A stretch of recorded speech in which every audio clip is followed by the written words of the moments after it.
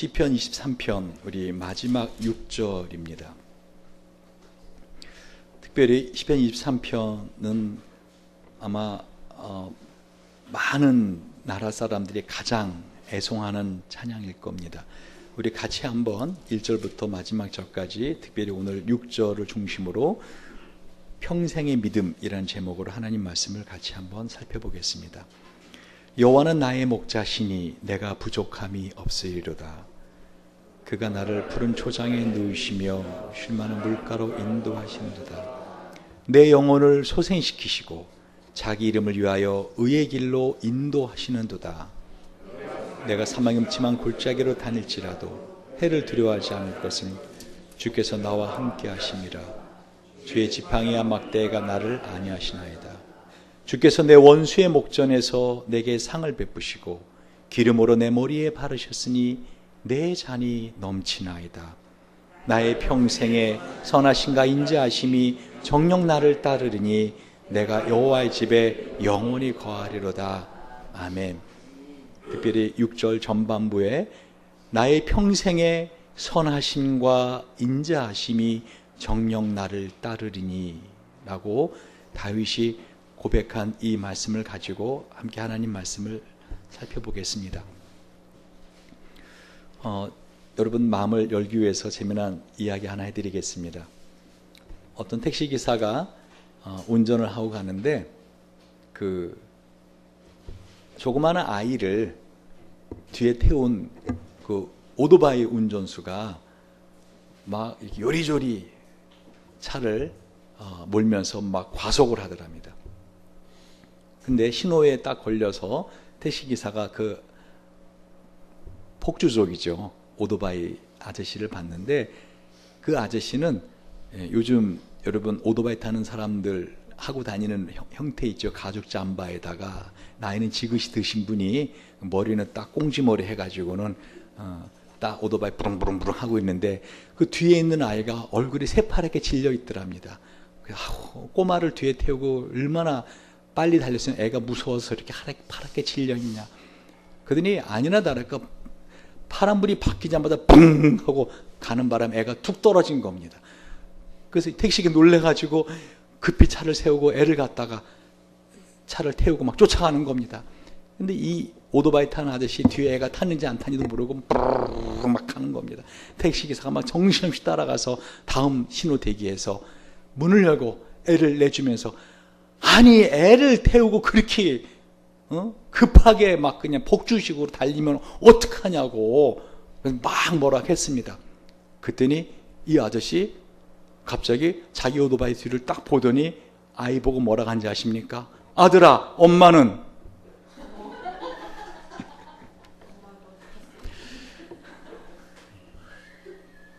이해가 안 되면 웃음도 안 나옵니다. 제가 왜 이 말씀을 생각해 봤는가 하면은, 정말 그렇게 정신없이 사는 사람들이 있더라고요. 인생을 그렇게 정말 정신없이 바쁘게.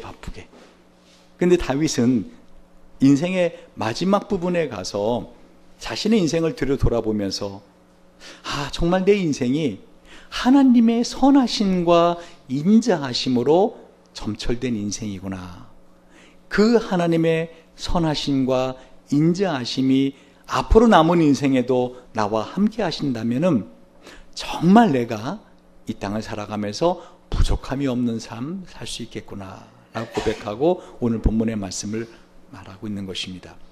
나의 평생의 선하심과 인자하심이 정녕 나를 따르리니, 이 히브리어 원어를 보면 훨씬 더 그 의미가 더 생생해지는데, 아크토브 아헤스트 이르니프디 칼메 하이, 여러분 이렇게 하나 저렇게 하나. 영어로 말하면 이 그러니까 이 surely라고 하는 부사가 먼저 나와요. surely. 근데 저는 이 말씀을 딱 보면서 이 아크라는 단어가 surely, 확실이라는 뜻도 있지만은요, 그러나 그럼에도 불구하고 할 때도 이 단어를 쓰거든요. 저는 오히려 그럼에도 불구하고 나의 평생의 선하심과 인자하심이 정녕 나를 따르리니, 이 말씀을 묵상하게 되었어요. 여러분 인생을 한번 뒤를 돌아보세요. 하나님의 선하심이 우리 인생에 얼마나 한 번도 우리를 놓치지 않으시고 쫓아왔습니까? 한번 여러분 지금까지 살았던 인생을 뒤를 돌아보면은 징검다리 같은 하나님의 선하심이 놓여져 있는 것을 볼 수 있을 것입니다. 특별히 이 선하심, 이 굿니스라고 영어로 말하는 이게 히브리 토부예요. 토부. 이 토부라고 하는 단어는요, 하나님이 이 천지를 창조하실 때 매일매일 만드시고 보시기에 좋았더라 할 때 이 토부라는 단어를 쓰세요. 다시 말하면 내가 지금 생각해 보니까, 내가 지금 뒤를 돌아보니까 그때 당시에는 그게 뭐 좋은 거야. 왜 하나님 나한테 좀 더 좋은 걸로 나의 인생에 허락하지 않으셨어? 라고 생각하지만 다윗처럼 인생을 살고 뒤를 돌아보니 surely 정말로 좋은 것이 goodness, 나의 인생에 하나님이 징검다리처럼 놓아주셨구나. 특별히 다윗은 자신의 인생을 돌아보면서 물살이 세워졌던 곳, 다시 말해 인생에 내가 어떻게 다음에 발을 내딛지? 내가 이 시점에서 어떻게 살지? 나 어떻게 하면 좋지? 마치 징검다리가 끝나서 앞에는 물살이 급하게 흘러가는데 어디다가 발을 디미면 좋지? 라고 당황하고 있을 때 하나님이 내 발폭이 닿는 곳에 또 다른 징검다리를 놓아주시고 내가 그 위에 올라설 수 있었던, 그래서 지금에 이르기까지 올 수 있었던 것을 다윗은 보고 있더라는 것입니다. 여러분은 인생을 뒤돌아볼 때 그런 징검다리 디딤돌 없으십니까? 눈을 감고 꿈속에서 찾으려 하지 마시고 눈을 뜨고 한번 생각해 보시기 바랍니다. 지금까지 인생을 살면서 정말 어떡하지? 나 어떡하지? 어쩌면 좋지? 그럴 때 하나님이 나의 인생에 디딤돌 같은 징검다리를 놔주신 적이 없냐는 것입니다. 근데 그때 당시에 생각할 때는 왜 나에게 그렇게 안 좋은 일이 생겼을까? 하나님, 그것은 나에게 선한 것이 아니라 악한 것이었어요 라고 생각했다는 것입니다. 그러나 지금 다윗은 나의 평생의 선하심과 하나님이 보실 때 가장 좋은 것, 토부, 선하심으로 나의 인생을 한 걸음 한 걸음 인도하셔서 여기까지 오게 하셨다는 겁니다. 할렐루야. 여러분 지금은 어떻습니까? 지금은 여러분은 생각할 때 그래, 내 앞엔 탄탄대로다, 할렐루야 하시는 분도 있을 겁니다. 그런 어떤 분은 어떡하지? 어떻게 살면 되지? 이 상황에서 나는 어떻게 살면 되지? 어디다 발을 내밀지? 어떤 것이 내 앞길일까? 하고 고민하고 있는 분도 있을 겁니다. 그러나 다윗은 그 부분에 대해서 염려하지 않더라는 것입니다. 왜요? 나의 평생의 선하심과 인자하심이 정녕 나를 따르렸으니 하나님이 나와 함께 하시기에. 저도 이 말씀을 준비하면서 제가 한번 가장 어릴 때부터 내 인생에 어떠한 징검다리가 하나님에게 놓여졌는가, 그때 당시에는 왜 나한테 이런 어려운 상황을 주실까 라고 답답했던 때를 생각해 보니까 제일 먼저 떠오른 것이 제가 유복자로 태어났던 거예요. 여러분 유복자가 무슨 뜻인지 아십니까? 전 예전에 이것이 복이 있는 자라는 뜻인 줄 알았어요. 그때는 그게 아니라 이 배복자들하고, 어머니가 저를 배 안에 잉태했을 때 아버님이 돌아가셔서 그 아버님이 돌아가신 이후에 태어난, 아버지 없이 태어난 아이를 유복자라 그래요. 근데 전 지금도 제가 유복자라, 복이 있는 자라, 저는 그렇게 믿고 삽니다. 그것도 아주 가난한 집의 막내로 태어났습니다. 저는 초등학교 시절 4학년 때부터 초등학교 졸업할 때까지 새벽에 일찍 일어나서 학교 매점에 가고 빵을 받는 알바를 했습니다. 초등학교 4학년 때부터. 그리고 항상 상냥하게 인사를 잘 했습니다. 빵 배달해주는 그 아저씨한테. 근데 그 아저씨가 제가 귀여웠는지 가끔가다 빵 2개를 저에게 주셨습니다. 덤으로. 저는 가난해갖고 빵을 2개를 잘 받아서 우선 허기지니까 하나는 먹고, 그리고 하나는 점심시간까지 잘 보관했다가 점심에 그걸 꺼내 먹곤 했습니다. 물론 아저씨가 그렇게 빵을 2개 안 주는 날은 그냥 아침, 점심을 다 굶고 있을 수밖에 없었습니다. 학교가 끝나면은 선생님이, 제가 신원영 선생님 이름을 잊지 못하는데, 그분이 마지막 제가 졸업할 때 저를 찾아오더니, 야 험만아, 넌 내 이름 절대로 못 잊을 거야. 왜? 내 이름은 거꾸로 하면 영원한 신이거든. 신원영. 근데 그분이 그렇지 않아 저는 잊을 수가 없습니다. 그분은 늘 저를 챙겨주셨고, 그리고 학과가 끝나면 늘 총각이었는데 그 자기 산동네에 있는 집으로, 자취하는 집으로 저를 데려갔습니다. 그리고 저에게 밥을 끓여서 먹여주고, 그리고 그땐 담임선생님이 과외해주는 그거는 제일 좋은 과외였습니다.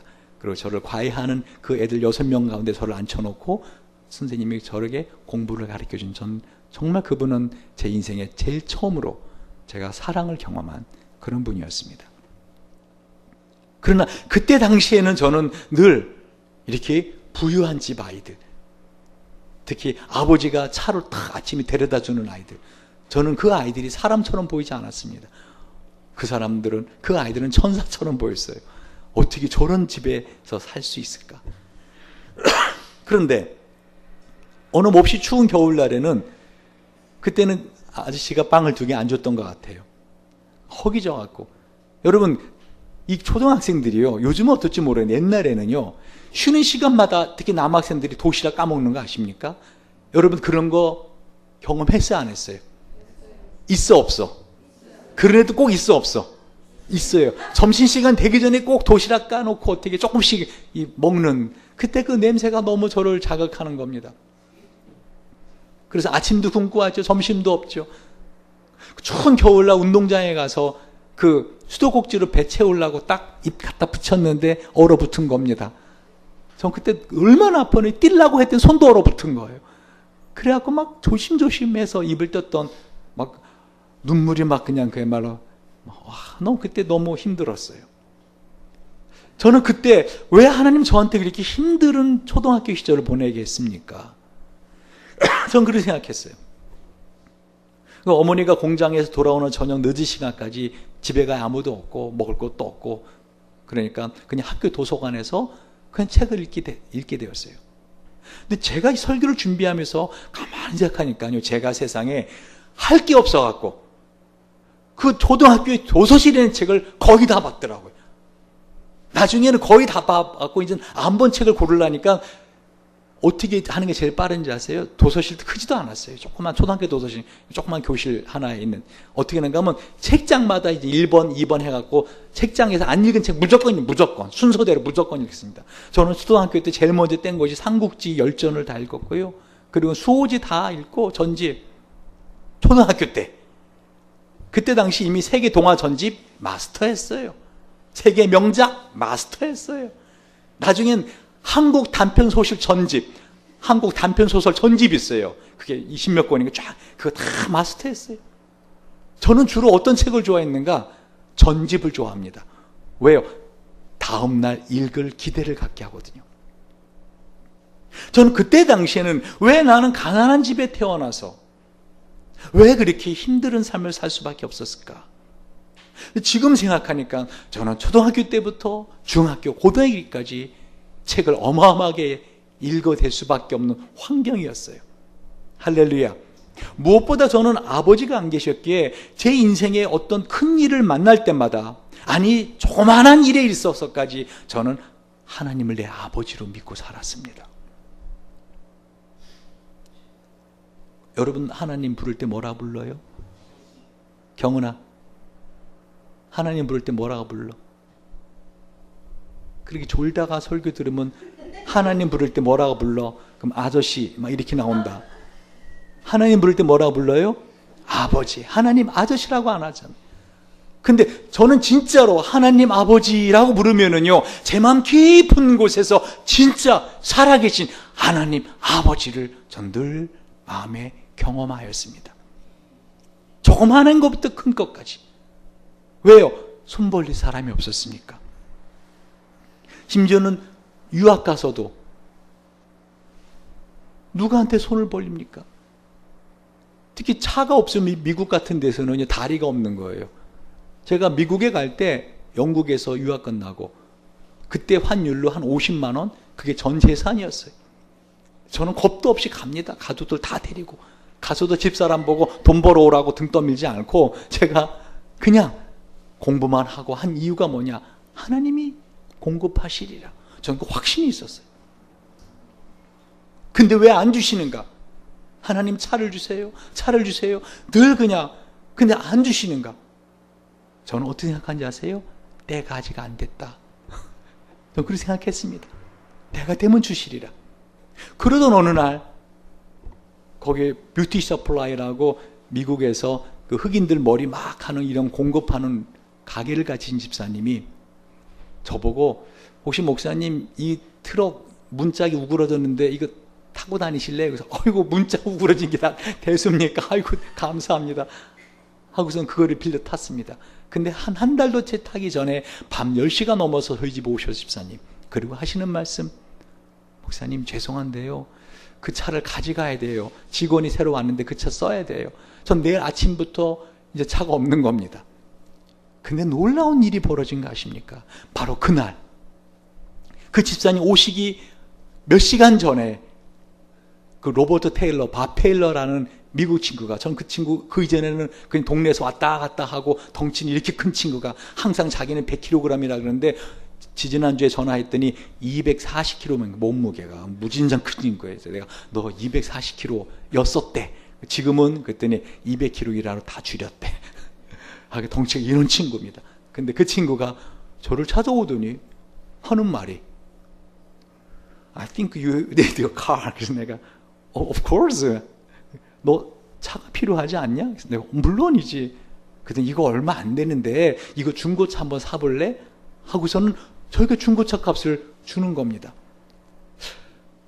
저는 그 친구가 얼마나 감사했는지, 제가 이걸 어떻게 갚아줄까 그랬더니 아니 갚아줄 필요 없대. 내가 너를 주변에서 봤는데 내가 너에게 이걸 주고 싶은 마음을 하나님께서 주셨기 때문에 너는 이걸 그냥 가지고 차를 사면 된대. 그래서 제가 이미 그 돈을 받았기에 집사님에게 가져가세요 하고 차를 드릴 수 있었습니다. 그 이후에도 저는 지금까지 제가 지금 타고 다니는 저 소나타 하이브리드 차도 선물 받은 겁니다. 여러분 아시는 것처럼.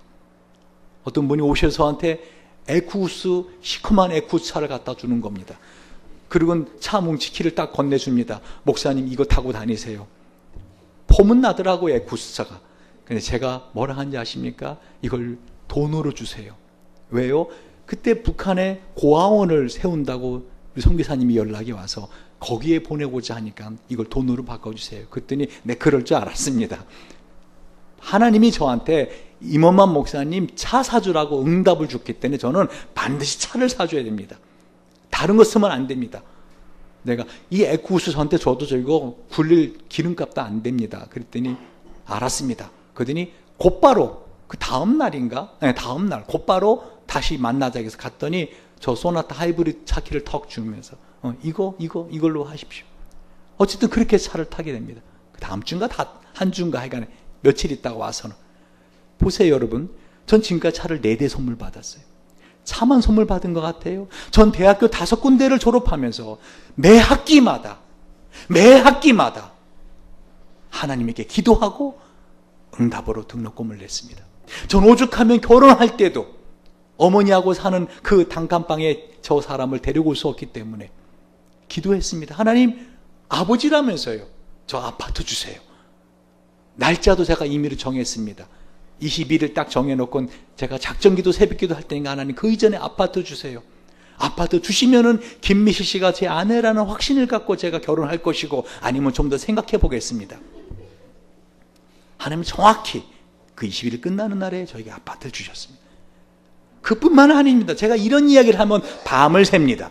제가 지금 뭘 말하는지 여러분 안다가 스탠하십니까? 아직도 모른다 sit-down? 다윗은요, 자신의 인생을 돌아보면서 그때 당시에는 왜 나한테 이런 일이 있지? 왜 나는 이렇게 되는 일이 없지? 왜 내 앞에는 물살이 세진 거지? 어떡하지? 하는데 그때마다 하나님은 든든한 징검다리로 인도해 주셨다는 것입니다. 그리고 하나님 말씀하시기를 토부, 굿니스, 이것이 너에게 가장 좋은 것이다. 그때 당시에는 이게 왜 나한테 좋은 거예요? 나한테 왜 돈이 많은 아버지가 없는 거예요? 왜 나를 갖다 하나님께 힘들게 하세요? 왜 이렇게 별것도 아닌 가지고 기도해야 주세요? 저는 그렇게 불평했었던 적도 있습니다. 한 번은 몸살이 나서 새벽에 차를 닦으러 나가면서 그 새벽에 하나님을 향해서 원망했던 적도 있습니다. 너무 힘들어요, 하나님. 너무 아파요. 그래도 차를 닦으러 갈 수밖에 없는 새벽 3시 반이면 일어나서 왜 내 인생은 이렇게 힘든 거예요? 그러나 뒤를 돌아보니까 하나님은 그것이 저에게 가장 좋은 디딤돌이었다는 것입니다. 다윗은 인생을 돌아보며 이렇게 노래합니다. 나의 평생의 선하심과 토부, 인자하심이 정녕 나를 따르리니. 여러분, 헤세드, 인자하심, 헤세드, 은혜란 뜻입니다. 따라해 보시기 바랍니다. 은혜는 받을 자격이 없는 사람이 받는 것입니다. 우리 길게 해도 따라올 줄 아시네. 은혜는 뭐라고요? 받을 자격이 없는 사람이 받는 게 은혜입니다. 다윗은 그걸 경험했다는 겁니다. 평생을 살아오면서 나의 평생의 선하심, 토부, 인자하심, 헤세드, 은혜가 정녕 나를 따르리니. 재미난 거는 여러분, 이 따르리니라는 이 히브리어가 이르드푸니 뜻이 뭔지 아세요? 라다프의 강한 의미, 칼 동사입니다. 이 칼, 이런 칼 아니라 히브리어에 칼 동사가 있어요. 아주 강한, 그러니까 쫓아오다, 추격하다, 맹렬히 쫓아오다, 이런 뜻이에요. 다시 말하면 나의 평생에 하나님의 선하심과 하나님의 은혜, 인자하심이 나를 어떻게 해요? 맹렬히 추적해 오리니. 마치 사냥개가 킁킁킁거리면서 그 사냥 목적물을 놓치지 않듯이 하나님이 내가 요리 가고 조리 가도 하나님의 선하심과 하나님의 인자하신 은혜의 손길이 나를 쫓아오더라는 겁니다. 할렐루야.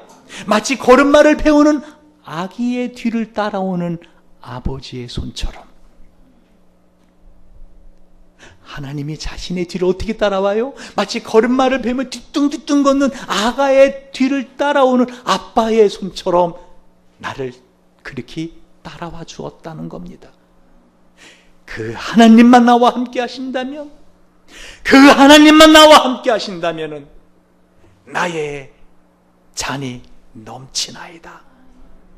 그 하나님만 나와 함께 하신다면 뒤를 돌아보니 하나님의 선하심과 하나님의 은혜 인자하심의 손길이 나를 따라왔는데 그 하나님만, 그 하나님의 손만 나를 따라와 주신다면 나는 부족함이 없는 삶을 살 수 있다라고 다윗은 고백하고 있는 것입니다. 나의 등 뒤에서 나를 도우시는 주, 때때로 뒤돌아보면 여전히 계신 주. 할렐루야. 힘들어서 정말 주님이 나와 함께 하시는가 하고 묵상하며 뒤를 돌아보면 여전히 나와 함께 하신 주. 일어나 걸으라 내가 새 힘을 주리니, 일어나 너 걸어라 내 너를 도우리. 여러분, 다윗은 지금 머리가 하얀 할아버지가 돼서 비록 아들이 자기를 죽이려고, 압살롬이 자기를 죽이려고 추적해오는 그런 도망의 인생길에서 자신의 인생을 뒤돌아본 겁니다. 내가 능력이 있어서 지금까지 산 게 아니구나. 나는 마치 하나님을 피해서 요리 가고 조리 가고 하나님의 사랑의 손길, 하나님의 축복의 손길을 피해서 요리 가고 저리 가는데도 하나님이 나를 포기하지 않으시고 하나님이 나를 포기하지 않으시고 나를 찾아오셔서 나에게 선하시고 인자하심으로 인도해 주셨구나 라고 고백하고 있는 겁니다. 여러분, 호세아서 11장 7절 8절 한번 보시기 바랍니다.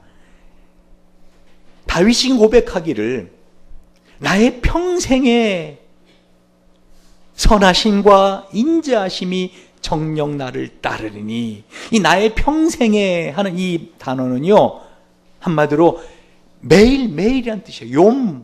매일매일.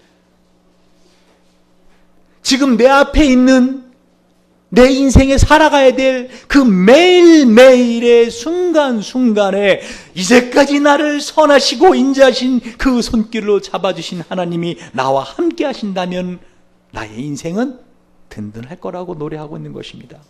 호세아 11장 7절 8절을 보면은요, 내 백성이 결심하고 내게서 물러가나니 비록 저희를 불러 위에 계신 자에게로 돌아오라 할지라도 일어나는 자가 하나도 없도다. 에브라임이여, 내가 어찌 너를 놓겠느냐? 이스라엘이여, 내가 어찌 너를 버리겠느냐? 내가 어찌 너를 아드마같이 놓겠느냐? 어찌 너를 스보임같이 두겠느냐? 내 마음이 내 속에서 돌아서 나의 긍휼이 온전히 불붙듯 하도다. 내가 나의 맹렬한 진노를 바라지 아니하며 내가 다시는 에브라임을 멸하지 아니하리니 이는 내가 사람이 아니오 하나님임이라. 나는 네 가운데 거하는 거룩한 자니 진노함으로 내게 임하지 아니하리라. 이게 무슨 말입니까? 우리가 지금까지 살면서 호세아의 아내처럼, 호세의 아내가 어떤 여자였습니까? 집에 데려다 놓으면 바람이 나가고 다른 남자랑 또 나가고, 집에 또 가서 그 부인을 몸값을 주고 찾아오면 또 창녀촌에 가서 몸을 팔고 있고, 호세가 가서 그 아내를 데려올 때 그 창녀촌에 한마디로 뭐라 합니까? 포주는 몸값 내라고. 그럼 몸값 주고 또 아내를 데려다 놓으면은 이 고멜이라고 하는 이 여인은 또 나가서 창녀촌으로 들어가서 몸을 팔고 있는 그런 고멜처럼, 그런 호세의 아내처럼 여러분이 지금까지 인생을 돌아보니까 마치 하나님과의 관계를 끊고자 하는 사람처럼, 나 하나님 없어도 돼 라고 결심하는 사람처럼, 하나님 싫어, 나 좀 죄 좀 짓게 좀 내버려 두란 말이에요 하면서 끊임없이 도망가는데도 하나님이 그 속에서 우리를 향하신 불쌍하신 마음이 긍휼이 불붙듯이 일어나서 내가 어찌 너를 놓겠느냐, 내가 어찌 너를 버리겠느냐. 이 호세아의 하나님이 다윗이 경험한 하나님입니다. 이 하나님의 사랑만 나를 포기하지 아니하시고 나를 끝끝내 쫓아와 주신다면은 나의 인생은 살만한 인생이라고 다윗은 고백하고 있는 것입니다. 여러분, 한 가지 의문점이 있죠. 정말? Really? 하나님이 어떻게 나를 이렇게 도와주시는데요? 뭐가 토부인데요? 뭐가 선하심인데요? 뭐가 헤세드, 뭐가 은혜인가요? 호세아 11장 1절 4절을 보면은요, 하나님 우리를 어떻게 선하시고 인자하신 은혜로 우리를 도와주시는지 나옵니다. 호세아 11장 1절 4절, 이스라엘이 어렸을 때 내가 사랑하여 내 아들을 애굽에서 불러내었거늘 선지자들이 저희를 부르수로 저희가 점점 멀리하고 바알들에게 제사하며 아르새긴 우상 앞에서 분향하였느니라. 그러나 내가 에브라임에게 걸음을 가르치고 내 팔로 안을지라도 내가 저희를 고치는 줄을 저희가 알지 못했도다. 그 다음 읽어보세요. 시작. 내가 사람의 줄, 곧 사랑의 줄로 저희를 이끌었고 저희에게 대하여 그 목에서 멍에를 벗기는 자같이 되었으며 저희 앞에 먹을 것을 두었었노라. 아멘. 하나님이 저와 여러분을 어떻게 선하심과 인자하심으로 도우시는지 아세요? 사람을 보내줍니다. 사람을 보내주더라는 거예요. 사람을 보내주더래요. 여러분, 지금까지 인생에서 하나님의 이 선하심과 인자하심의 손길이 되어준 사람들을 떠올려 보십시오.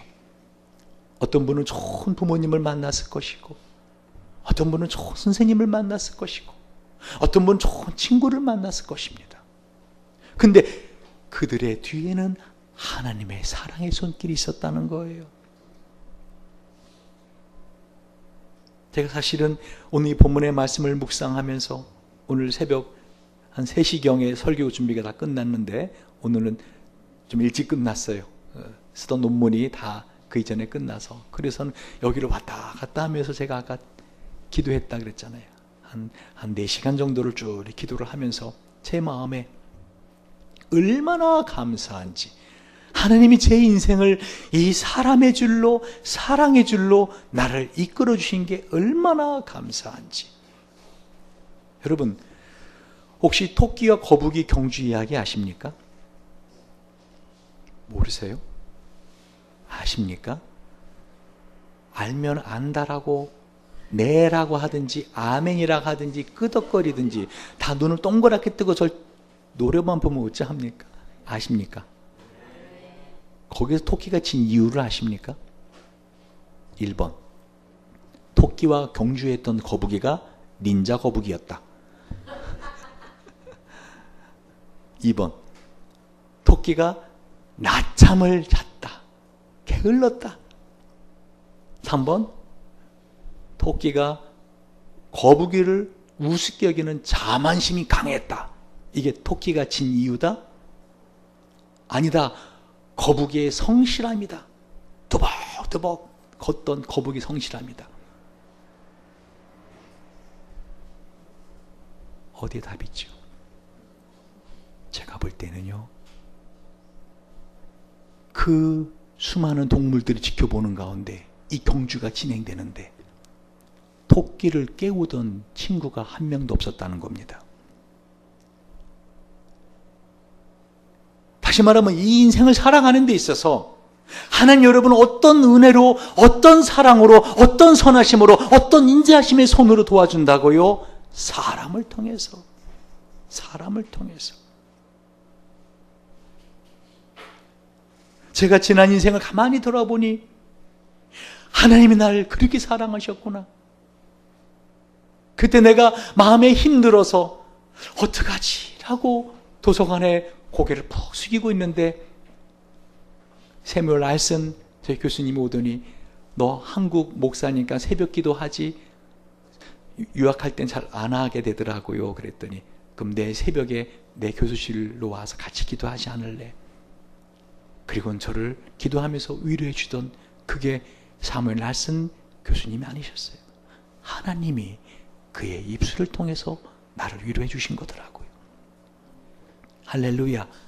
그 외에 여러분 인생을 살면서 얼마나 많은 사람들이 나를 사랑해 주셨고 나를 도와줬는지 아십니까? 그게 사람들이 아니었다는 거예요. 하나님이 그 사람을 통해서 우리를 사랑해 주셨다는 거예요. 그거를 가만히 생각하니까 아까 우리 박종호 형제가 불렀던 찬양이 있죠. 나를 지으신 네가 하나님, 나를 부르신 네가 하나님. 그 찬양이 입에서 그게 나옵니다. 한량없는 은혜, 갚을 길 없는 은혜, 내 삶을 내워 사는 하나님의 은혜. 할렐루야. 내가 목이 쉬었고 찬양을 잘 못하지만 여러분 제 안에 하나님을 찬양하고 싶어하는 그 열정을 느끼십니까? 얼마나 감사한지, 얼마나 감사한지. 불평하지 마세요. 낙심하지 마세요. 지금까지 그리 하신 것처럼 하나님 분명히 돕는 사람을 보내주실 겁니다. 지난주에 중국 인터넷 마케팅의 가장 큰 시장인 알리바바 창업주 마윈의 그 인터뷰하는 걸 제가 봤습니다. 거기서 제 귀에 쏙 들어오는 말이 있었어요. 이제 우리 시대는 지금까지 자기 제어, 자기 관리죠. 다시 말하면 정보를 얼마나 많이 갖고 있느냐 하는 IT, 이 IT 정보기술 세대거든요. Information Technology가 IT의 약자입니다.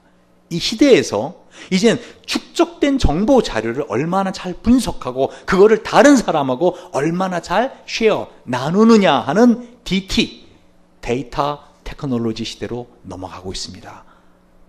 라는 말이 제 귀에 쏙 들어왔습니다. 그래서 마인의 그 인터뷰 전문을 제가 찾아봤습니다. 인터넷. 그랬더니 마인이 고백하는 말이, 자기가 알리바바를 창업했는데 3년 동안 단 1달러도 벌지 못했다는 거예요. 그러면서 지금까지 자신을 갖다가 서포트해주는 한마 투자자들에 관해서 쭉 말을 합니다. 그러면서 이 마인이 하는 말이, 그 투자자들은 자기가 뭘 하는지도 물어보지도 않고 알지도 못한대요. 단지 자기를 믿어준다는 것이죠. 제가 그 말을 듣고 정신이 번쩍 난 거 아십니까? 그래, 3년 동안 회사를 창업하고 단 1달러도 벌지 못했지만 그 마인의 옆에서는 마인은 믿어주는 사람들이 있었구나. 중요한 것은 돈이 아니구나. 중요한 것은 내가 지금 얼마를 버느냐가 아니구나. 중요한 것은 나의 비전과 나의 꿈과 나를 믿어주는 사람이구나. 할렐루야. 여러분, 저는요, 여러분 아시는 것처럼 3,003만의 비전을 갖고 있습니다. 세계 선교 기지를 한번 만들어 보려고 하는 제 꿈을 저는 고등학교 2학년 때부터 지금까지 계속 기도하고 있습니다. 언제나 하나님, 정말로 모든 교단과 교파를 초월해서 모든 기독교 단체들이 연합하는 하나의 큰 세계 선교 기지 도시가 필요합니다. 이 도시를 짓게 해주세요. 제 마음에 항상 늘 끓는 소원입니다. 근데 이런 저의 비전과 함께하는 사람들이 있더라는 거예요. 할렐루야. 할렐루야. 여러분입니다. 문제 여러분 안에 정말로 그런 비전을 같이 품고 있는가? 정말로 임원만 목사님을 통해서 하나님이 그 일을 하실 거야. 저는요, 그 이후에 제가 가만히 보니까 하나님이 그 꿈을 이루기 위해서 저를 만나게 했던 사람들을 제가 쭉 기억나게 하시더라고요. 아, 그렇구나. 이제는 여러분 명심하십시오. 하나님은 은혜와 사랑의 손길로 우리를 도우시고 우리 안에 품은 비전을 이루시는데, 그걸 뭐를 통해 이루신다고요? 사람들을 통해. 이제는 IQ가 얼마나 높은가? 이 IQ 아닙니다. 한동안은 IQ보다 EQ가 EQ, Emotional Quotient, 감성지수, 그것도 아닙니다. 이제는요, NQ입니다. NQ, 네트워크 쿼션트, 인맥. 따라해보세요. 인맥이 금맥이다. 하나님이 지금 그걸 가르쳐 주시는 거예요. 너의 인생을 뒤돌아봐라. 너가 똑똑하고 너가 능력이 있어서 지금까지 산 게 아니다. 내가 너를 사랑의 손길을 도와줬다. 내가 사람을 통해서 내가 너를 붙들어 주었고 내가 너를 지금까지 은혜와 선한 것으로 공급했다. 할렐루야. 그가 하나님만 나와 함께 하신다면 나의 인생은 탄탄대로가 될 수 있다는 것입니다. 인맥으로 성공한 사례 하나 드릴까요? 미국 국무장관까지 지냈던 콘돌리자 라이스. 여러분, 그 흑인 여성 아십니까? 이 콘돌리자 라이스는요, 1954년 인종차별이 극심했던 남부 알리바마, 제가 바로 알리바마 옆에 미시시피 살아서 잘 압니다. 그 미시시피 알리바마는 아주 그냥 인종차별이 심한, 그래서 예전에는 화장실이요, 이 백인 화장실과 흑인 화장실 둘만 있었던 거 아십니까? 실제로 흑인 화장실은 남녀 구분이 없는, 거기에 버밍햄에 태어났습니다. 이 콘돌리자 라이스의 할아버지들은요, 친할아버지 외할아버지 둘 다 노예였어요. 근데 친할아버지 존 웨슬리 라이스 1세가 여러분 노예에서 자유함 얻자마자 신학교 가서 목사가 되었어요. 이 콘돌리자 라이스는 좋은 할아버지 할머니를 만나는 복을 받은 거예요. 그래서 그 콘돌리자 라이스의 아버지도 목사가 되었습니다. 그 어머니는 음악교사였어요. 여러분, 콘돌리자 라이스를 하나님이 어떻게 사랑했다고요? 좋은 할아버지, 좋은 부모님을 만나게 하셨어요. 그래서 이 아버지와 어머니는요, 이 콘돌리자 라이스에게 어릴 때부터 외국어를 하라고, 그래서 이 콘돌리자 라이스가 영어는 물론이고 러시아어, 프랑스어, 스페인어, 독일어를 능숙하게 하게 되었습니다. 20살의 어린 나이에 덴버 대학에서 전과목의 우등생으로 졸업했어요. 동시에 미국 정치과학부 명예전당에 이름을 새겨질 정도로 탁월했는데 그 이유가 뭔지 아십니까? 국제정세에 탁월한 국제학 박사였던 코벨 박사를 만난 거예요. 안보 문제에 탁월한 교수였던 캐서린 켈런 교수를 만났어요. 이 라이스는요, 좋은 친구를 또 만납니다. 조지 부시 대통령의 핵심 참모가 될 수 있었던 이유가요, 바로 1980년 스탠퍼드 대학 만찬회에서 만났던 제럴드 포드 대통령의 안보 보좌관이었던 브랜드 스카우 크로프트. 이 친구가 이 라이스를 나중에 조지 부시 대통령에게 추천을 합니다. 재미난 거는요, 이 콘돌리자 라이스가 여러분 10살 때 그 부모님과 함께 미국의 복음 전도 여행을 떠났어요. 그러다가 마지막에 미국의 수도인 워싱턴의 백악관 앞에서 흑인이라고 못 들어가게 해서 바깥에서만 구경했습니다. 그때 10살짜리 콘돌리자 라이스가 뭐라고 하는지 아세요? 엄마, 아빠, 나 저 안에 들어갈 거야.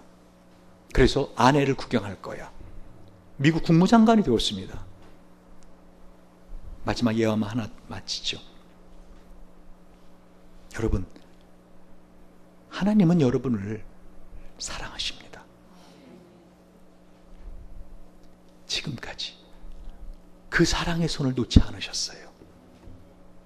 여러분이 만났던 모든 사람들, 지금도 만나고 있는 모든 사람들은 하나님의 사랑과 은혜의 손입니다. 근데 이와 같이 콘돌리자 라이스처럼 정말 좋은 만남을 계속해 나가는 사람도 있지만은요, 우연한 기회에 하나님의 이 은혜와 사랑의 손을 경험할 수도 있습니다. 그 예화 하나만 들고 설교를 마치죠. 뉴욕에 사는 한 나이 많은 부부가 필라델피아로 여행을 갔습니다. 근데 그 필라델피아 지역에 큰 심포지움이 3개나 열려서 호텔은 물론 그 어느 곳에도 잠자리를 구하지 못했대요. 게다가 비까지 막 쏟아지는 밤에 이 노부부는 계속 잠자리를 찾으러 다녔습니다. 새벽 1시가 넘어서 이제 저 호텔이 마지막이다라는 생각으로 로비에 들어갔는데 그 새벽 늦은 시간임에도 불구하고 아주 상냥하게 인사를 하는 젊은 직원을 만났습니다. 그 직원이 상냥하게 웃으면서 뭐라고 하는지 아십니까? 어르신들 죄송합니다. 저희 호텔도 다 찼습니다. 아마 이 지역의 다른 호텔들도 이 시간에는 방을 구하시기 어려우실 겁니다. 이 지역에 심포지움이 3개나 큰 게 열려서 다 모든 호텔이 다 만석입니다. 이 두 노부부가 돌아서는데 이 젊은이가 그 앞을 막아서더랍니다. 이렇게 비가 쏟아지는데 어디로 가시려고요? 정말 누추하고 작지만 제가 직원용으로 사용하는 조그만 방이 하나 있습니다. 혹시 거기라도 주무시고 가실 수 있으면 거기서 하룻밤을 주무시고 가시죠. 이 노부부가 얼마나 고마웠겠습니까? 그래서 그 비록 작은 방이지만 그 젊은이의 직원이 머무른 숙소방에서 노부부가 그날 밤을 새고 다음날 아침에 떠나면서 이런 약속을 하더랍니다. 젊은이 고마우이, 이거 싫어합니다 여러분. 내가 자네에게 선물을 주고 싶은데 지금은 마땅히 가진 것이 없어. 내가 선물이 준비가 되면 내가 연락을 줄 터이니 꼭 우리를 만나러 오게나. 그리고 시간은 흘러갔습니다. 혹시 은수야, 이 이야기 알아? 혹시 아시는 분 있어요? 네? 네. 들어보세요.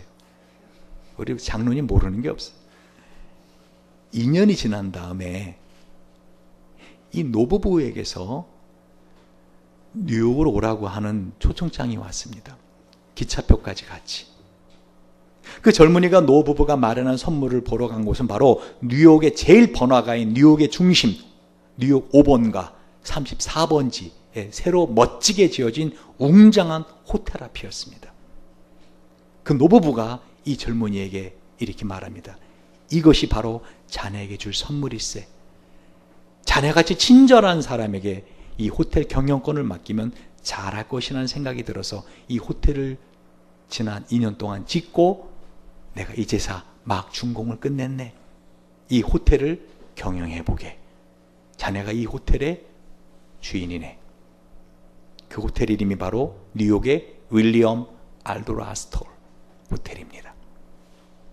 여러분, 혹시 지금 여러분의 삶에 어디로 발을 디뎌야 될지 답답한 상황입니까? 낙심하지 마십시오. 지금까지 나를 인도하신 하나님, 지금까지 터부 가장 좋은 곳으로 헤세드 은혜로 인도하신 그 하나님만 가까이 계신다면 우리 인생은 푸른 초장, 쉴만한 물가, 내 잔이 넘치나이다. 복된 삶을 살 수 있을 것입니다. 기도하겠습니다.